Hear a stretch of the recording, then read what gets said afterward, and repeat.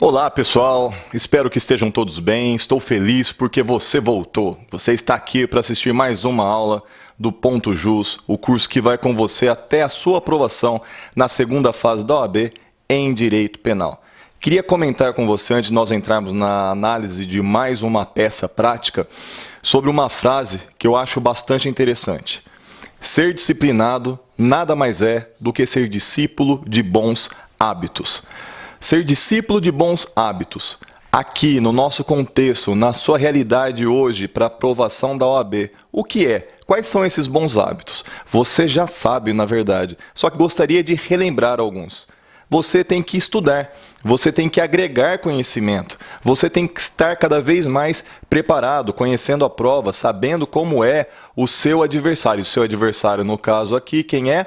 É a prova da OAB, entre aspas, é o seu examinador. Muito bem, o que você tem que fazer para você vencer, então? Quais são os bons hábitos que você deve ser discípulo? Você deve estudar sempre, rotineiramente, todos os dias, todo tempinho que você tiver disponível, ler um artigo da lei. Você deve também, todos os dias, quando você puder, dormir um pouquinho mais tarde. Claro, você tem que olhar para a sua saúde também. Acordar um pouquinho mais cedo. E, acima de tudo, né, pessoal, a gente prepara com tanto carinho o material, essas aulas, assistir esse curso. Assista sempre, assista várias vezes. Se você conseguir assistir mais de uma vez, melhor ainda. Tá certo? Então, tendo isso em mente, sendo disciplinado, sendo discípulo de bons hábitos, vamos lá para a análise de mais uma prova, de mais uma peça do exame da OAB em Direito Penal. Vamos lá para a tela? Exame unificado número 9. Gisele foi denunciada com recebimento ocorrido em 31 de outubro de 2010 pela prática do delito de lesão corporal leve, com a presença da circunstância agravante de ter o crime sido cometido contra a mulher grávida. Isso porque, segundo narrou a inicial acusatória, Gisele, no dia 1º de abril de 2009, marca essa data. Então, com 19 anos, marca essa idade. Você sabe que ela vai poder ter a prescrição contada pela metade, e você sabe que também a idade de 19 anos, ou seja, menor que 21 anos, é uma atenuante genérica. Objetivando provocar lesão corporal leve em Amanda, deu um chute nas costas de Carolina por confundi-la com aquela. Ocasião em Carolina, que estava grávida, caiu de joelhos no chão, lesionando-se. Houve o quê? Erro sobre a pessoa aqui. A vítima, muito atordoada com o acontecido, ficou por um tempo sem saber o que fazer, mas foi convencida por Amanda, sua amiga e pessoa a quem Gisele realmente queria lesionar, a noticiar o fato na delegacia. Sendo assim, tão logo voltou de seu intercâmbio, mais precisamente no dia 18 de outubro de 2009, 6 meses após o ocorrido, certo? Carolina compareceu à delegacia e noticiou o fato, representando contra Gisele. Por orientação do delegado, Carolina foi instruída a fazer exame de corpo de delito, o que não ocorreu, então não tem prova da materialidade, porque os ferimentos muito leves já haviam sarado. O Ministério Público, na denúncia, arrolou Amanda como testemunha. Em seu depoimento, feito em sede judicial, Amanda disse que não viu Gisele bater em Carolina e nem viu os ferimentos, falta de prova da autoria e da materialidade, mas disse que poderia afirmar com convicção que os fatos noticiados realmente ocorreram, pois estava na casa da vítima quando esta chegou chorando muito e narrando a história. Não foi ouvida mais nenhuma testemunha e Gisele, em seu interrogatório, exerceu o direito ao silêncio. Cumpre destacar que a primeira e única audiência ocorreu apenas em 20 de março de 2012, mais de 2 anos após o fato, mas que anteriormente 3 outras audiências foram marcadas.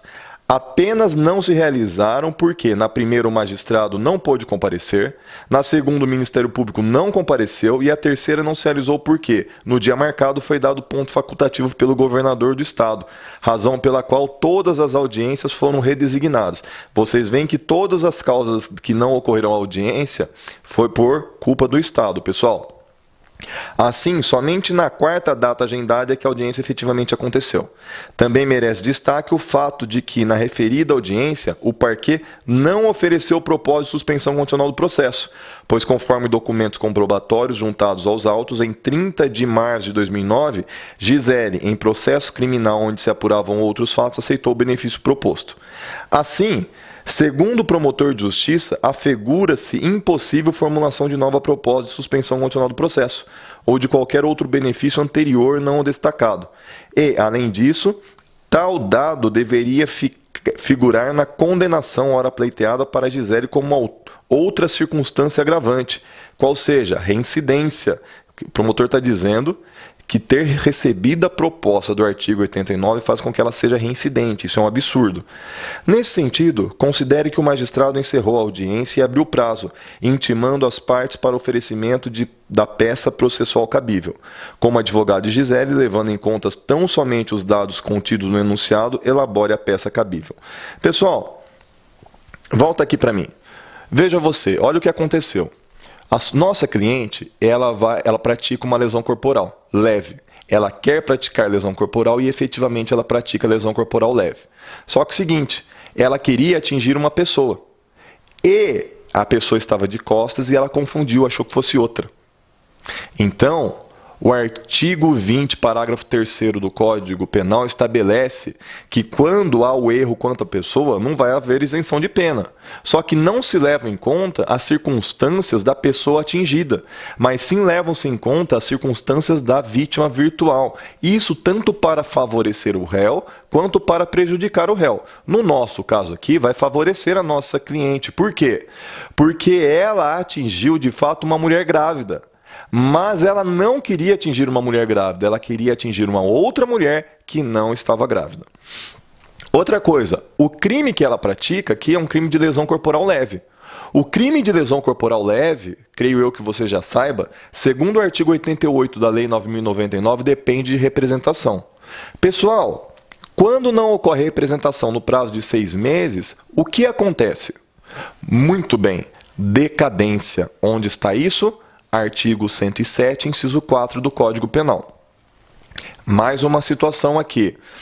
A nossa cliente, ela tinha quantos anos na data do fato? 19. Se ela tinha 19 anos, o que vai ocorrer? 2 benefícios, 2 situações que vão beneficiá-la. Primeiro, o prazo prescricional é contado pela metade. O crime ocorreu dia 1º de abril de 2009. A denúncia ocorreu em março de 2012. Então, passaram-se mais de 2 anos. Aí olha o raciocínio que você tem que fazer. O crime de lesão corporal, a pena máxima é de 1 ano. Se a pena máxima é de 1 ano, a prescrição ocorre em 4 anos. Ora, se a nossa cliente tem menos do que 21 anos, o que vai ocorrer? Prazo prescricional contado pela metade. Então, prescreve em 2 anos. Então, o que vai ocorrer aqui? Que situação que nós estamos? Diante de qual? Que houve a prescrição em favor da nossa cliente. Mas você vai me dizer assim, mas professor, houve o recebimento da denúncia antes, e o recebimento da denúncia interrompe o prazo prescricional. Muito bem, você está muito atento. Só que o seguinte, a Lei 9.099 estabelece um procedimento diferente do procedimento comum. Como é o procedimento comum? Procedimento comum, o promotor de justiça oferta a denúncia, o juiz de direito recebe a denúncia e determina a citação. Aí o réu apresenta a resposta escrita. Perfeito? Oferta da denúncia, recebimento da denúncia, determinação da citação, resposta escrita. Muito bem. E no GCRIM? No GCRIM, o promotor de justiça oferta a denúncia, o juiz determina a citação, a parte apresenta a resposta, a defesa prévia, uma defesa prévia, só depois é que o juiz recebe ou rejeita a denúncia. Então, se nós sabemos que o que interrompe a prescrição é o recebimento da denúncia, olha o que vai acontecer. Se for anulado o feito porque não foi obedecido o estabelecido no GCRIM, ocorrerá que aquele recebimento da denúncia não é válido. Acabando o recebimento da denúncia, o prazo prescricional continua a correr. Dá mais do que 2 anos, o crime está prescrito em favor da nossa cliente. O outro benefício, pelo fato dela ter 19 anos, é uma atenuante genérica. A pena tem que ser atenuado quando a pessoa que pratica o crime tem menos do que 21 anos. Muito bem. Além disso, em favor da nossa cliente, nós temos que levar em consideração que não há prova nem da autoria nem da materialidade, pelas seguintes situações. Primeiro, a vítima não se submeteu ao exame de corpo de delito. Se submeta agora, só que ela mesma diz que os ferimentos desapareceram, então não há mais vestígios, então não há prova da lesão corporal. Aí o aluno mais atento vai dizer assim, mas professor, quando não é feito o exame de corpo de delito, a prova testemunhal pode suprir a sua ausência. Muito bem lembrado. Porém, o examinador nos traz a informação de que a única testemunha do fato não viu os ferimentos. Então, neste caso, nem a prova testemunhal poderá suprir o exame de corpo de delito. Em relação à autoria, a nossa cliente ela se manteve em silêncio. Então, não houve confissão. Segundo, a única testemunha do fato não presenciou as agressões.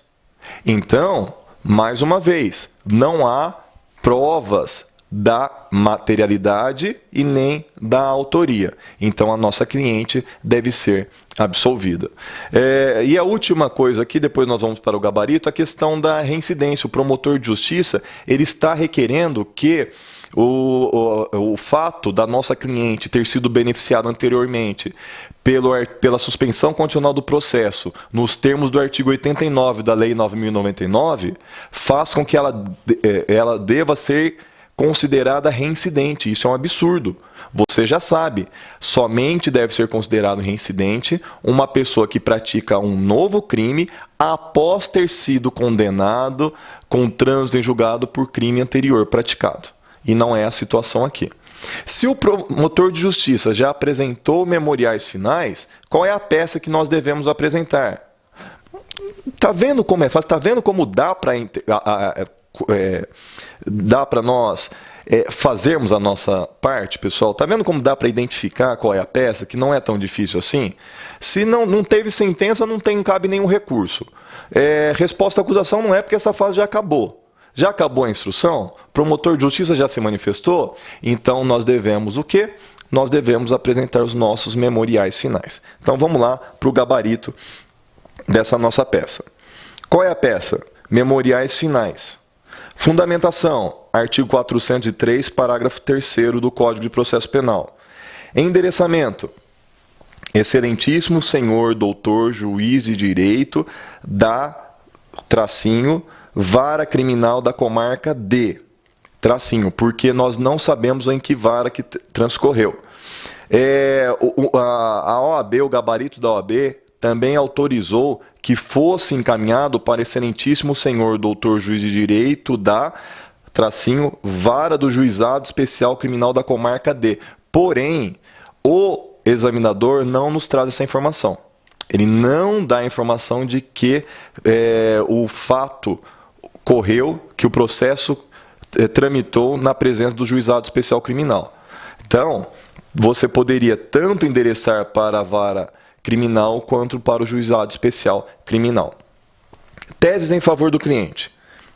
Preliminares. Primeiro aqui, pessoal, na tela, alegar a ocorrência de decadência do direito de representação, desenvolvendo tal argumento no sentido de que os fatos ocorreram em 1º de abril de 2009 e a representação apenas foi feita em 18 de outubro de 2009, fundamentando nos artigos 107.4 do Código Penal e 38 do Código de Processo Penal.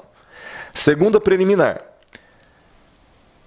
Deve ser alegada a nulidade do processo pela inobservância do rito da Lei 9.099, de 95. No procedimento comum, o Ministério Público oferta a denúncia, depois o juiz recebe a denúncia e determina a citação do réu. No procedimento estabelecido pela Lei 9.099, o Ministério Público oferta a denúncia, o juiz determina a citação do réu, o réu apresenta a defesa prévia e somente depois o juiz recebe ou não a denúncia. Veja que anulando o feito, o recebimento da denúncia, que é um marco que interrompe a prescrição, conforme artigo 107, inciso 1 do Código Penal, 117, inciso 1 do Código Penal, desaparecerá, estando o crime prescrito, pois a pena máxima de lesão corporal leve é de 1 ano, artigo 129 do Código Penal, com prazo prescricional de 4 anos, artigo 109, inciso 5 do Código Penal. O fato ocorreu em 1º de abril de 2009 e a audiência ocorreu no dia 20 de março de 2012, ou seja, como a vítima tinha na data dos fatos 19 anos, sendo menor de 21 anos, o prazo prescricional conta pela metade. Assim, ocorreu a prescrição. No mérito, o que nós vamos alegar? Falta de provas da autoria para a condenação, devendo ser a ré, por este motivo, absolvida, uma vez que não houve testemunhas presenciais e a ré se manteve em silêncio, bem como a ausência da prova da materialidade do delito, por ausência de corpo de delito nos termos do artigo 158 do Código de Processo Penal e também por não haver prova testemunhal que sobre dos fatos, conforme autoriza excepcionalmente o artigo 167 do Código de Processo Penal, devendo a absolvição ser fundamentada no artigo 386, inciso 2 do Código de Processo Penal. Segunda tese no mérito: afastamento da incidência da agravante de crime praticado contra a mulher grávida, pois a hipótese é de erro quanto à pessoa, na forma do artigo 20, parágrafo 3º do Código Penal, que estabelece que o erro quanto à pessoa contra a qual o crime é praticado não isenta de pena. Não se considera, neste caso, as condições ou qualidades da vítima, senão as da pessoa contra quem o agente queria praticar o crime. Outra tese: desenvolvimento fundamentado acerca da não incidência da agravante da reincidência, pois nos termos do artigo 89 da Lei 9.099 de 95, a suspensão condicional do processo não produz a reincidência. Quais são os pedidos? Você sabe que os pedidos são formulados com base nas teses que nós levantamos. Primeira, extinção da punibilidade pela decadência do direito de representação, artigo 107, inciso 4 do Código Penal. Segundo pedido, declaração da nulidade do processo pela inobservância do procedimento estabelecido pela Lei 9.099 e a consequente extinção da punibilidade pela prescrição, uma vez que decorreu o prazo prescricional com demora da ocorrência da audiência, nos termos do artigo 107, 4 do Código Penal. Outro pedido, absolvição por falta de provas para a condenação, nos termos do artigo 386, inciso 2 do Código de Processo Penal. Subsidiariamente, em caso de condenação, a não incidência da agravante genérica descrita no artigo 61, inciso 2, a linha H, de crime cometido contra a mulher grávida, por ter havido erro quanto à pessoa, conforme artigo 20, parágrafo 3º do Código Penal. Outro pedido, a não incidência da agravante da reincidência, pois já ter sido beneficiada pela suspensão condicional do processo. E isso não a torna reincidente, conforme artigo 63 do Código Penal. Último pedido, a incidência da atenuante da menoridade relativa da ré, artigo 65, inciso 1 do Código Penal. Volta aqui para mim, data da petição, você não colocará data porque o examinador não pediu para você datar a sua petição no último dia do prazo. Se ele não pediu, você não colocará data, você já sabe. Se você colocar data quando o examinador não a pede, isso é um caso que pode caracterizar identificação da peça e você será desclassificado. Isso nós não queremos.